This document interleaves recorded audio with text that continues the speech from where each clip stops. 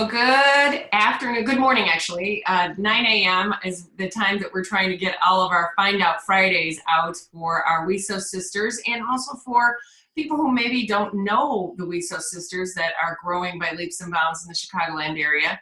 Our Find Out Fridays is where WESOS, Women's Entrepreneurs Secrets of Success, we spotlight one of our sisters, and it just so happens that our sister that we have today is a local sister. We see her at all our chapter meetings and we know her well, but there's a lot of people who don't know her, and also what she can bring, what value she can bring to your life. So I would like to introduce to our audience, Dana Gehlhausen. Hi, Dana. Could you just tell us a little bit about yourself? Sure. As Jean said, I'm Dana Gehlhausen, and thank you for having me today. And hello, WESOS sisters and everybody else out there. I'm originally from the Chicago area. I'm a licensed acupuncturist and herbalist. I work 4 days a week out of 2 different offices. So today I'm in North Naperville at Dr. CJ's office at CJ's Herbal Medicine, and it's in North Naperville near IDA 88, the Naperville Road exit and Deal Road. And then 2 days a week I'm in Geneva out of Pete DeMel's office at Imagine Holistic Health. So I split the week between Naperville and Geneva. Fabulous. And we'll put that information in the comments below this video. So if anybody's looking for that information, they can find it.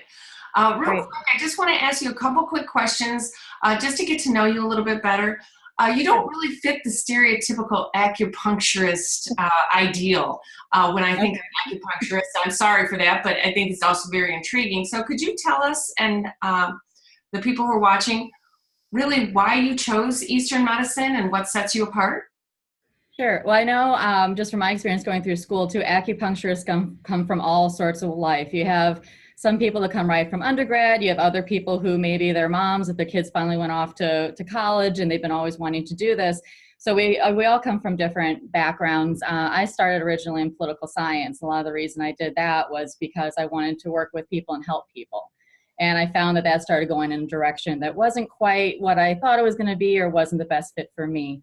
So through a lot of soul searching and going through a number of my own life experiences, and actually coming to a point where I started seeing an acupuncturist myself, I realized that this is what I wanted to be doing. I grew up in a very holistic family, so that part was always a huge part of my life and lifestyle, and just always incorporated in different modalities. And my dad had his own business, so I was used to being around that growing up. My mom was very pro-business, and as a woman having your own business.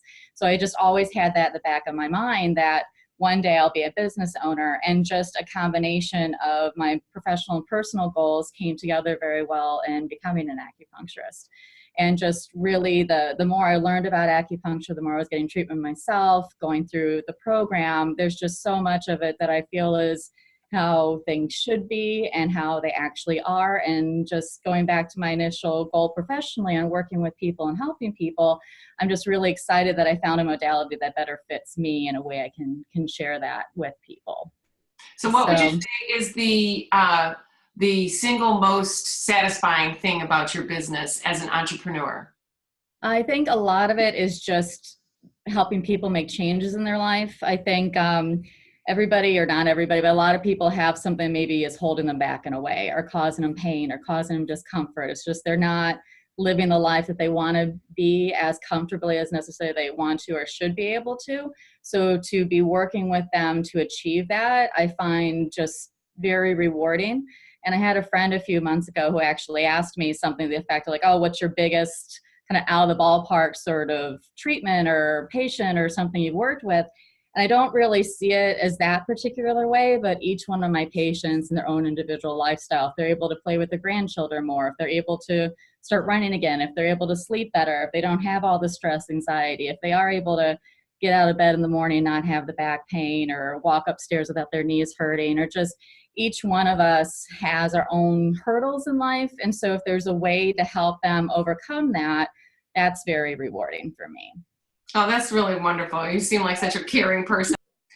So Dana, real quick, what actually goes into the education of an acupuncturist, and you know, what could somebody who's wanting to get in this field expect education-wise and plus?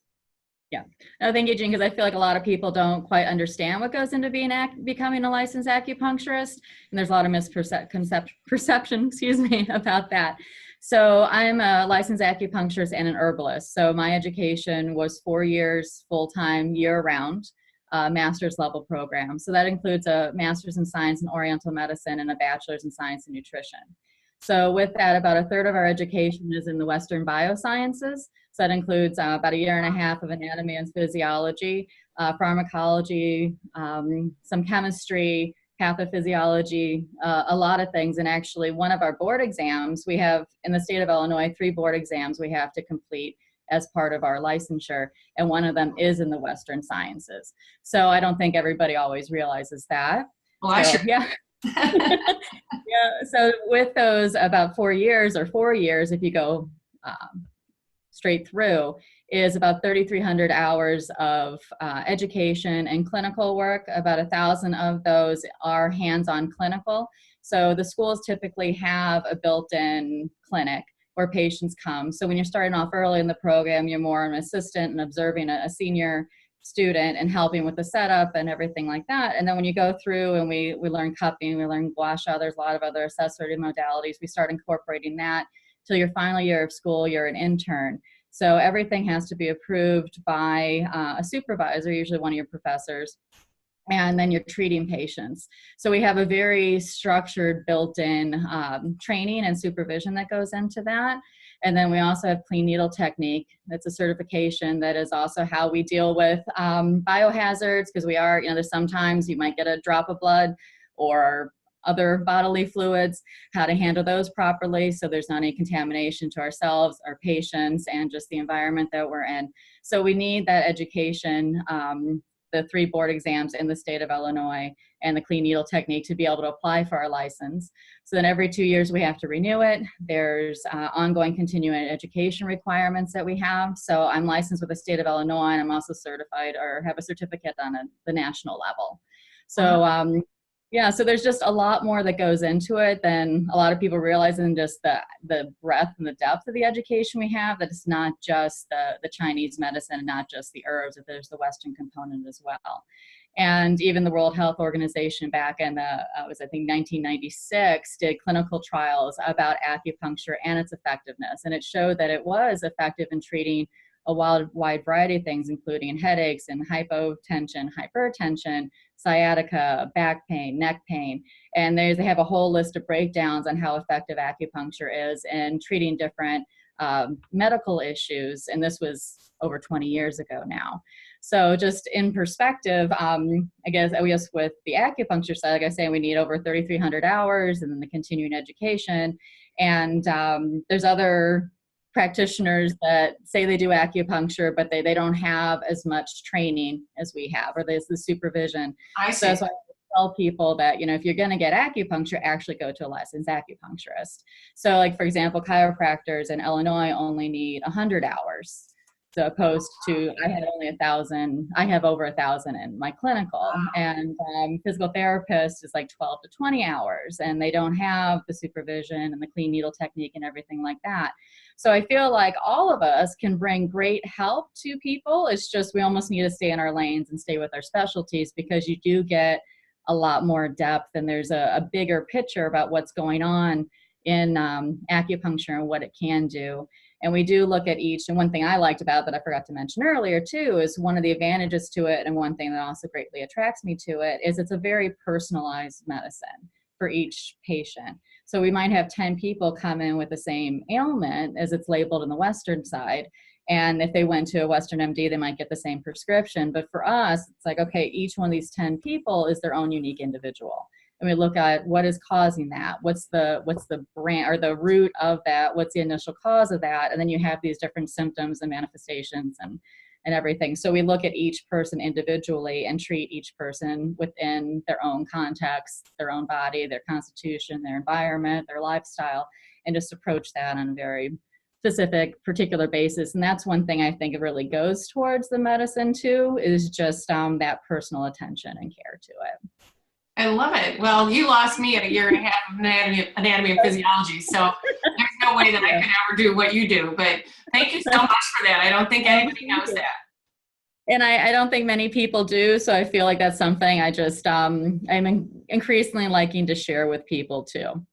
Thank you So so thank you much. for that I opportunity. want to know, Thank you. you said you don't have any upcoming events, but are there any events that you know of or that you host that you would think our watchers would want to see or go to?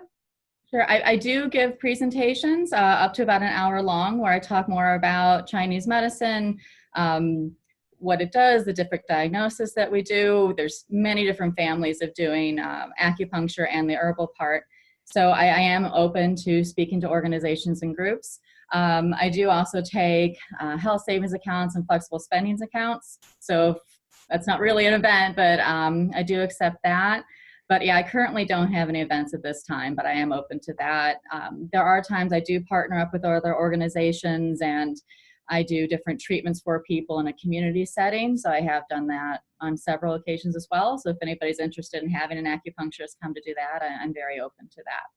So would you be open to doing like corporate events and corporate lunch and learns and things like that? Okay, that's great. That's great to know. Okay, well, Definitely. thank you so much for being here today and for sponsoring WESOS and believing in WESOS. If anybody's interested in doing an interview, just as Dana has just done, we call it Find Out Fridays, and you just email Jean@wesosnetwork.com. That's me. So thank you again so much, Dana. I really appreciate all that you do to help people, and I'm sure I'll see you around. Yes, thank you.